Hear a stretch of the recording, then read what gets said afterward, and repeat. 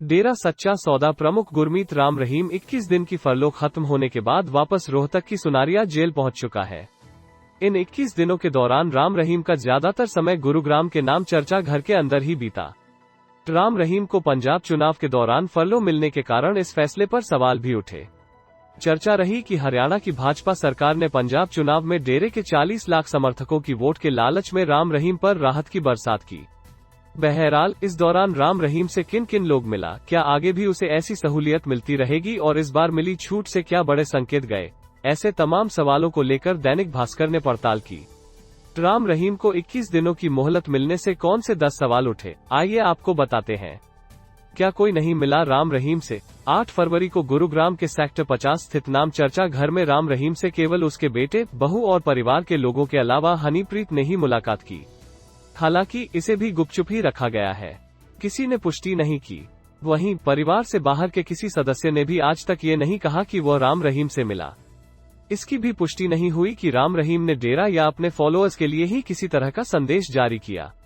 इन सवालों के जवाब अब तक नहीं मिले कि राम रहीम से कोई बाहरी शख्स मिला या नहीं। तो वो कौन थे जो काफिले में आते थे? राम रहीम के गुरुग्राम के ठिकाने पर फरीदाबाद, गुरुग्राम, दिल्ली, पंजाब के नंबरों वाली गाड़ियों का काफिला आता जाता रहा। इनमें स्कॉर्पियो, इनोवा, फॉर्च्यूनर जैसी गाड़ियां शामिल रहती थीं, जिनके शीशों पर काली फिल्म चढ़ी होती थी। इनके आते ही नाम चर्चा घर का गेट खुलता और ये अंदर समा जाती थी। गाड़ियों के भीतर कौन बैठा है, ये कोई भांप भी नहीं सकता था। अब हरियाणा के पंचायत चुनाव में मिलेगी फरलो। कहा जा रहा है कि जिस तरह से इस बार बाबा राम रहीम को फरलो मिली, उससे आगे के लिए भी राह खुल गई है। बड़ी वजह यह है कि हरियाणा में पंचायत चुनाव होने वाले हैं। डेरे के फॉलोअर्स का इन चुनावों में भी बड़ा रोल रहेगा। डेरे का प्रभाव हरियाणा में भी उतना ही है जितना पंजाब में। इसका भी भाजपा सरकार को फायदा मिल सकता है। किसके डायरेक्शन पर चला राम रहीम? कानून के जानकारों की माने तो राम रहीम ने फरलो के किसी भी नियम का उल्लंघन नहीं किया। इस वजह से राम रहीम ने समय समय पर जेल से बाहर आने की राह तैयार कर ली है। आगे भी वो कानूनी दांवपेच का इस्तेमाल कर बाहर आने की कोशिश करता रहेगा। इसके सबूत हरियाणा सरकार की तरफ से हाईकोर्ट में दाखिल एफिडेविट में भी नजर आए। एफिडेविट में सरकार ने कहा था कि राम रहीम पेशेवर अपराधी नहीं है। राम रहीम से परिवार भी क्यों रहा दूर दूर। 21 दिन की फरलो पर 8 फरवरी को रोहतक की सुनारिया जेल से बाहर आने के बाद राम रहीम गुड़गांव स्थित अपने नाम चर्चा घर पहुंचा। उसी दिन परिवार के लोगों ने उससे मुलाकात की। 2 दिन बाद उसकी मुंहबोली बेटी हनीप्रीत भी मिलने पहुंची। इसके बाद परिवार के लोगों ने भी शायद ही कभी गुरुग्राम के नाम चर्चा घर का रुख किया। हनीप्रीत भी दोबारा मिलने नहीं पहुंची। इससे सवाल उठे कि क्या राम रहीम को लेकर परिवार में अब पहले जैसी दिलचस्पी नहीं रही या ये सब पहले से तैयार प्लान के तहत किया गया। पंजाब चुनाव की तारीख नजदीक आने की वजह से डेरा की पॉलिटिकल विंग सक्रिय हो चुकी थी। विंग से जुड़े लोगों के राम रहीम से मिलने की चर्चाएं जब तब उड़ती रहीं, लेकिन किसी ने भी इसकी पुष्टि नहीं की कि किन किन लोगों ने राम रहीम से मुलाकात की। हाईकोर्ट के एक्शन का कितना डर। नाम चर्चा घर की चारों तरफ से किलेबंदी की गई थी। गेट पर हरियाणा पुलिस के जवान तैनात रहते थे। छत को चारों तरफ से तंबुओं से घेरा गया था ताकि अंदर का नजारा किसी कीमत पर न दिखाई दे। चुनाव के बीच राम रहीम को मिली पैरोल का मामला पंजाब हरियाणा हाईकोर्ट में भी जा पहुंचा। कोर्ट ने हरियाणा सरकार से जवाब तलब कर लिया। कोर्ट की सख्ती के डर से राम रहीम ने ज्यादा सक्रियता नहीं दिखाई। जेल जैसा क्यों बीता जेल के बाहर का दौर। जेल से बाहर राम रहीम के बीते 21 दिन भी कैद से कुछ अलग नहीं रहे। केवल जगह ही बदली, क्योंकि राम रहीम से मिलने के लिए न तो भक्त आ सकते थे, न ही बाबा को कहीं आने जाने की आजादी थी। यहाँ तक कि डेरा के सबसे बड़े केंद्र सिरसा में भी बाबा के भक्त उसका इंतजार ही करते रह गए। डेरे पर चारों तरफ पुलिस का पहरा था। राम रहीम की चुनिंदा लोगों से मुलाकात कराई गई।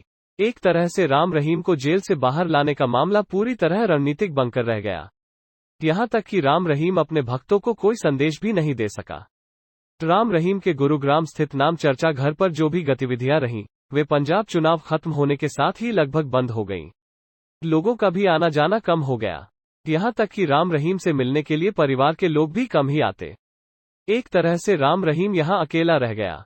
पहले क्यों रद्द हुई फरलो अर्जियां? पहले कई बार जब भी राम रहीम ने पैरोल के लिए अर्जी लगाई तो हरियाणा की भाजपा सरकार ने सुरक्षा वजहों को बताकर अर्जी खारिज कर दी। चुनाव के दौरान राम रहीम को किस आधार पर पैरोल दी गई, इस पर तमाम सवाल उठे। चर्चा रही कि डेरा के 40 लाख फॉलोअर्स की सहानुभूति पाने के लिए भाजपा ने ये राम रहीम को पैरोल दिलाया।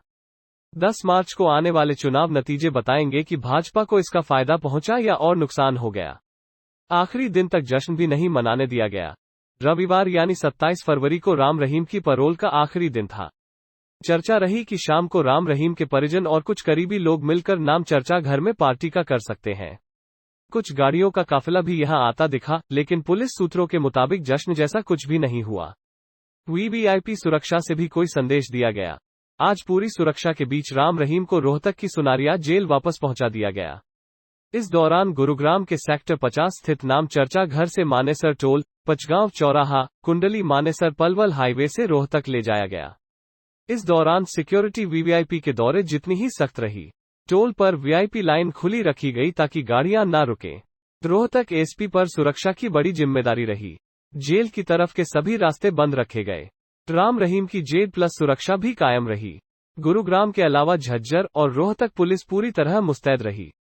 वहीं इंटेलिजेंस और डीजीपी भी उसकी जेल वापसी पर नजर बनाए रहे।